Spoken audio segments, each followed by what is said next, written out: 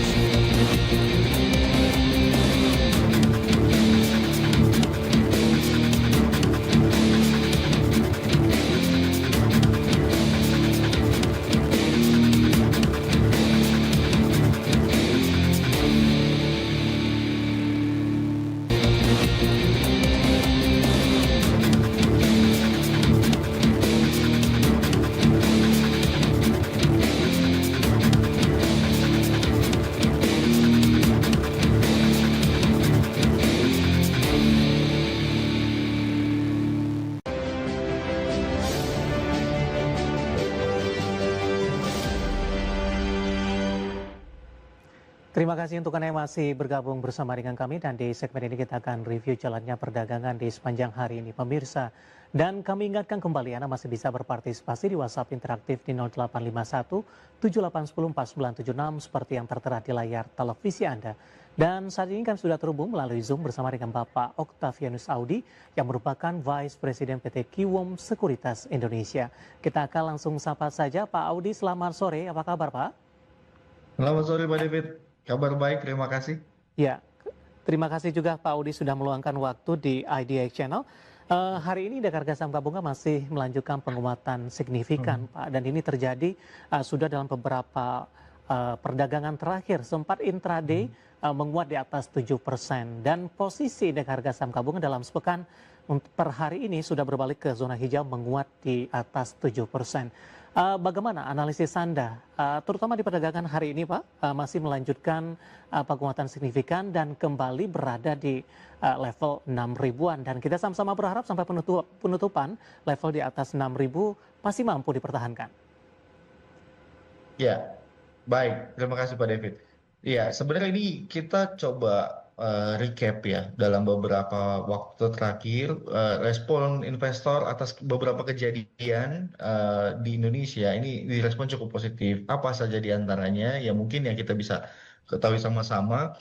Intervensi melalui suku bunga sangat signifikan. Saat ini rupiah kita bahkan per hari ini sudah di 17.800 yang artinya sudah kembali lagi menguat begitu ya, dan ini terelaborate di pasar dengan sangat baik, direspon juga dengan sangat baik. Perbankan juga cukup baik, ditambah juga dengan adanya wacana buyback dari Himbara dan juga kalau kita lihat dari bank-bank swasta besar ini juga sama, dan ini juga lebih disebabkan karena valuasinya cukup menarik begitu ya. Jadi sehingga memang posisi ini dimanfaatkan. Lalu yang berikutnya ada juga terkait dengan klarifikasi dari pemerintah. Salah satunya itu terkait dengan DSI yang ternyata memang lebih difokuskan hanya sebagai untuk monitoring begitu ya. Jadi bukan seperti yang dikhawatirkan pasar sebelumnya. Dan kalau kita lihat juga emiten-emiten yang related dengan case yang sebelumnya seperti dari pertambangan lalu juga CPO dan seterusnya, hari ini sudah mulai kembali lagi bergairah begitu. Dan ini sangat-sangat direspon cukup positif. Dan satu lagi yang salah satu tidak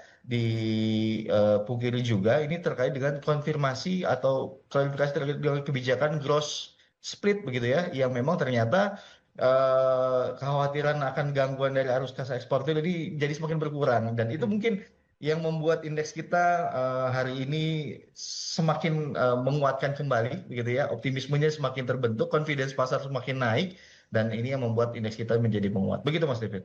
Baik, dari sisi global seperti apa, Pak? Ya, untuk global juga sama. Kalau kita lihat harga minyak saat ini sudah minus 4%. Artinya memang kesepakatan antara Iran dengan Amerika Serikat ini kembali spekulasinya cukup baik, dan memang beberapa kali perbincangan atau pernyataan juga dari Menteri Luar Negeri Amerika Serikat yang memang menunjukkan bahwa progres kesepakatan ini masih terus berlangsung, dan saat ini juga langsung direspon cukup positif di mana harga minyak juga turun, dan kalau kita lihat juga dari harga emas juga masih cukup stabil kenaikannya begitu ya, dan artinya dari sisi global dan juga dari sisi domestik Indonesia itu sendiri saat ini sedang menghadapi dengan posisi yang cukup baik begitu, sehingga memang sentimen-sentimen inilah yang membuat kepercayaan dari investor Indonesia ini semakin kembali meningkat, walaupun yang menjadi catatan ya Mas David dan sobat investor adalah dalam sepekan asing masih mencatatkan net sales 10 triliun begitu. Jadi artinya ini demand ini juga terbentuk dari memang investor-investor Indonesia itu sendiri yang menilai bahwa secara valuasi kita sudah sangat murah, dan dari sisi sentimen dan kebijakan pemerintah ini sudah mulai terus pro dengan pasar dan terus juga menjaga stabilitas dan juga ekonomi di Indonesia itu sendiri. Begitu Pak David. Baik, lebih ke arah investor domestik ya Pak, ISG tetap Yes. menguat, sementara asing masih agresif untuk jualan. Nah, terkait dengan perkembangan yang ada, Pak Audi, bagaimana Anda melihat arah indeks harga saham gabungan untuk minggu depan? Nah, ini ada beberapa skenario nih Pak. Ya. Posisi dari jelang penutupan ini masih berada di atas level 6.000, tapi tampaknya masih di 6.033. Tinggal beberapa menit lagi jelang penutupan di sesi kedua. Kalau ISG mampu bertahan di atas level 6.000-an atau justru sebaliknya tetap ditutup di zona hijau, tapi di level 5.900-an, Pak Audi. Baik, jadi kita coba simulasikan dengan dua skenario begitu ya Pak David ya. Dan kalau kita mencermati saat ini indeks kita sudah berada di atas moving average 10 harinya ya, which is artinya dalam jangka pendek sudah mulai terbentuk pattern bullish-nya. Dan sebenarnya menjadi catatan kami juga, indeks ini sempat sideways di akhir Mei itu di sekitar 6.150 sampai dengan 6.250, dan ini yang menjadi resisten indeks kita untuk saat ini begitu ya. Walaupun saat ini sudah melewati level psikologis 6.000, tetapi memang kalau kita coba lihat dari pattern sebelumnya, ternyata level yang mesti dicermati berikutnya adalah 6150, 6250. Saya lebih confirm jika memang minggu depan indeks kita ini sudah break 6150, 6250, ini maka confidence pasar bisa jauh lebih panjang lagi nafasnya, yaitu adalah setidaknya sampai dengan di moving average 50 harinya gitu ya, itu adalah di 6.800. So memang masih sangat butuh sentimen stimulus kepercayaan dari investor kita untuk bisa menjalankan skenario tersebut. Tetapi jika ternyata skenario berbicara lain 5.900, maka kami perkirakan akan membentuk swing baru lagi, dan kemungkinan indeks kita akan relaksasi dalam jangka pendek begitu ya.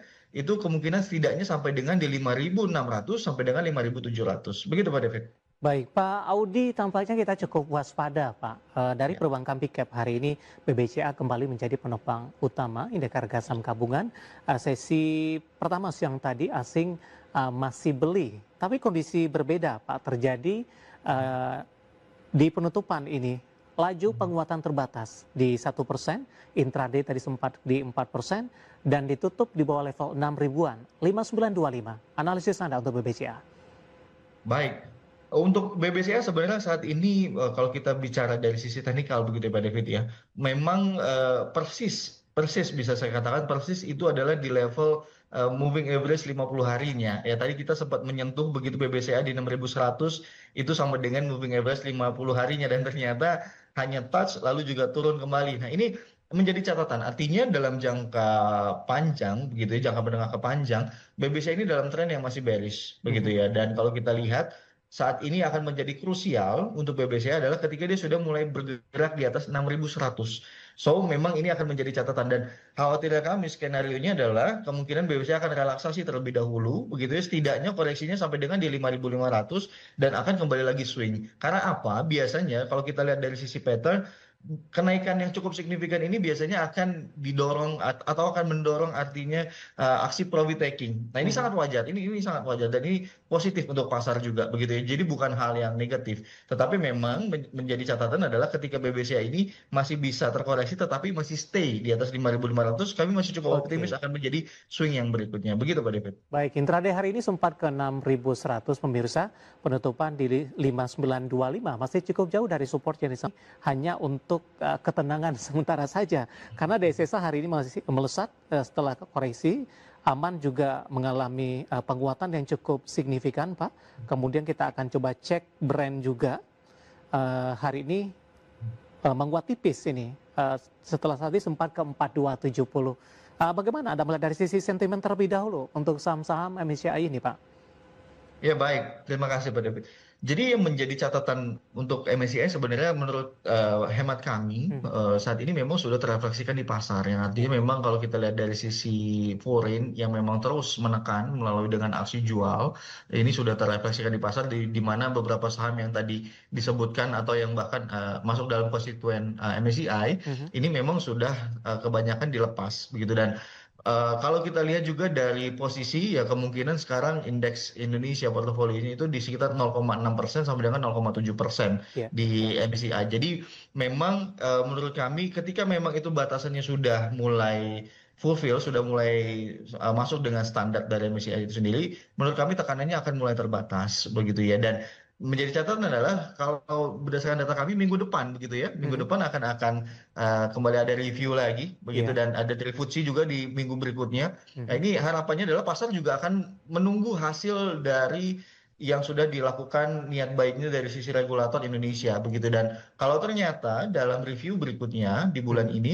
akan ada sinyal cukup positif maka pasar ini juga saya dengan sangat yakin Iya, akan juga mengikut reelaborasi semangat dan confidence yang lebih tinggi begitu. Jadi memang sekarang kuncinya adalah ketika portofolionya memang sudah di-adjust iya, semakin kecil begitu ya, maka tekanan sudah semakin selesai dan tinggal tunggu momentum begitu. Jadi baik. ketika nanti MSCI FTSE sudah mulai kembali lagi memasukkan saham-saham konstituen Indonesia, maka ya Mhm. ini akan menjadi penggerak pertama untuk indeks kita ke depannya. Begitu, Pak Baik, David. singkat saja sebelum kita jeda, Pak. DSSA hari ini melesat di 13%.